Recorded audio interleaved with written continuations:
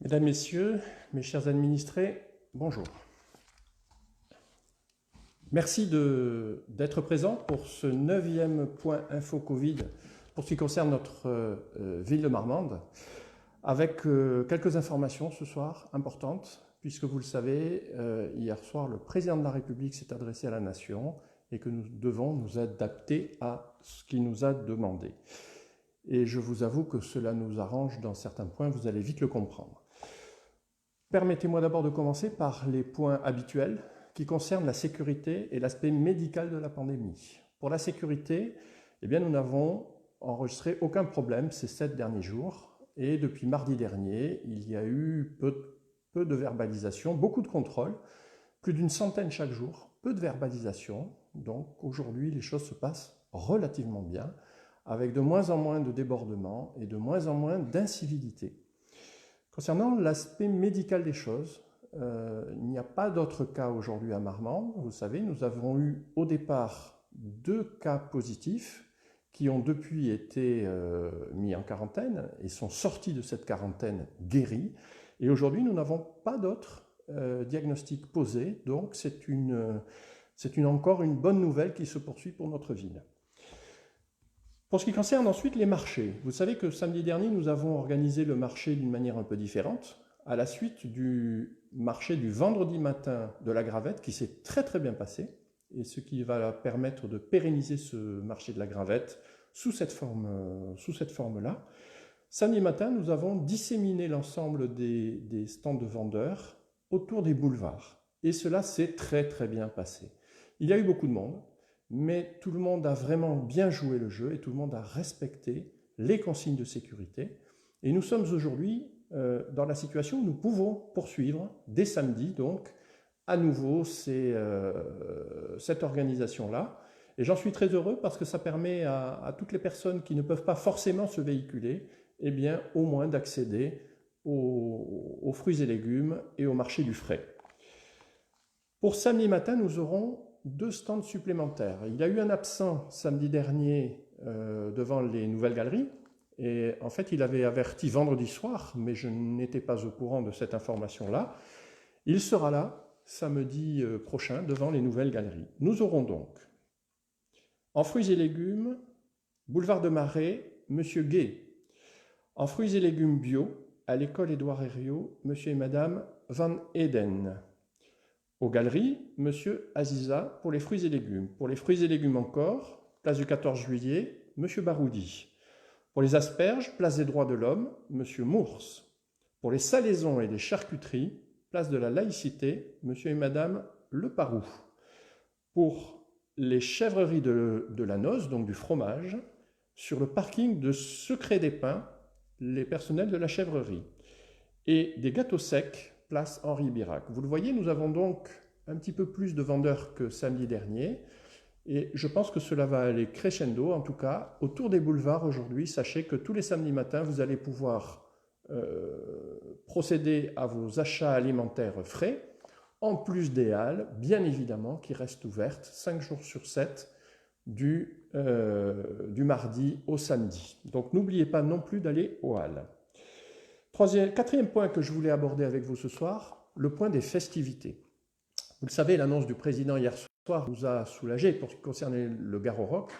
Et même si nous avions déjà intimement pris cette décision, même si nous avions déjà depuis un petit moment levé le pied dans la préparation et dans l'organisation administrative, nous étions en lien constant et direct avec les équipes organisatrices. Nous savons maintenant que le festival Garo-Rock est annulé par décision nationale et donc il est protégé par rapport à sa pérennité financière et je trouve que là encore c'est une bonne chose. Le Garo-Rock est donc repoussé à l'année prochaine. Des annonces seront faites par les équipes organisatrices. Je ne vais pas leur brûler bien évidemment la politesse, mais sachez que l'année prochaine, nous aurons un très très beau Garo-Rock et je crois que nous allons nous rattraper. Les autres festivités sont elles aussi la plupart annulées.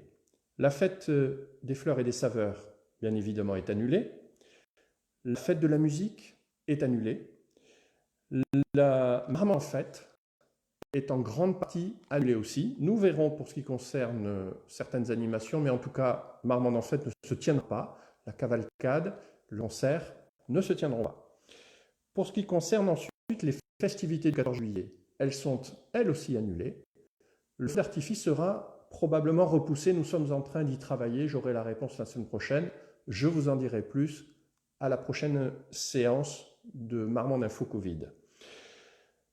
J'espère que nous allons pouvoir, malgré tout, au mois d'août, vous divertir le jeudi soir de manière très simple, de manière très humaine, de manière très discrète, sans qu'il y ait forcément beaucoup de communication, que les gens puissent ressortir un peu avec un petit peu de musique, mais sans qu'il y ait de danse et sans qu'il y ait trop de promiscuité. Mais tout cela, nous en parlerons encore plus tard, et la réflexion est engagée, et je pense que nous trouverons des solutions.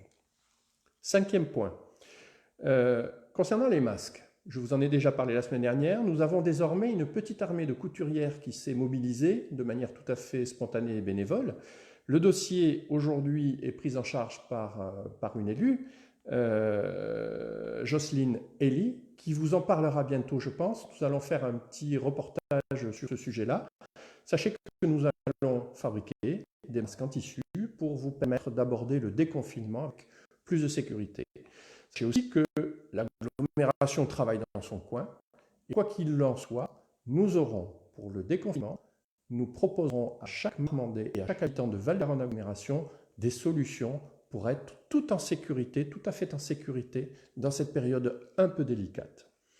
Concernant ensuite la solidarité, eh bien vous le voyez, il y a de plus en plus de couverture médiatique autour de Marmande Solidarité Covid.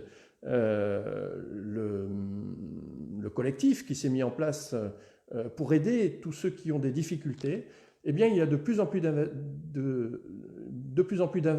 d'interventions, avec beaucoup de présence pour les courses, pour le dialogue, pour l'aide concrète au quotidien. Et je voudrais tirer mon chapeau encore à tous ces bénévoles qui se mobilisent. Ils sont quasiment une centaine aujourd'hui. Et ça fait du bien, ça fait chaud au cœur de voir que les Marmandais sont très attirés par cette solidarité.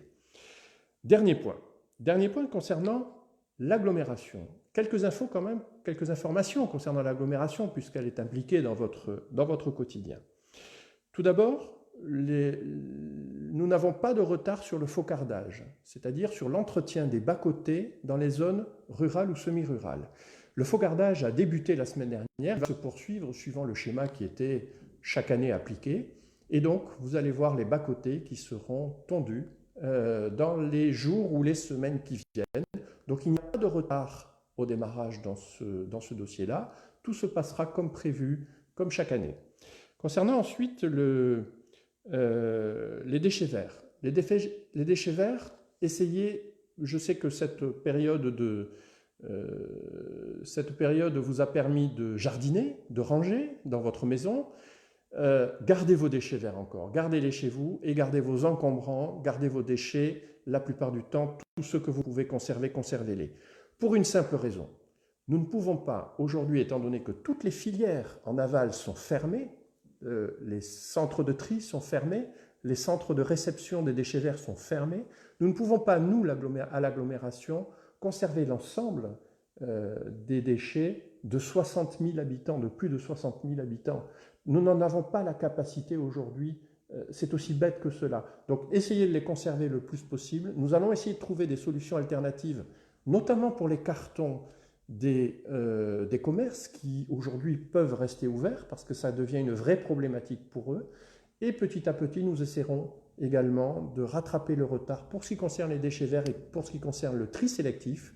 Mais sachez que c'est un vrai problème dans tous les territoires parce qu'aujourd'hui, tout est mobilisé sur le système sanitaire et sur l'évacuation des déchets hospitaliers.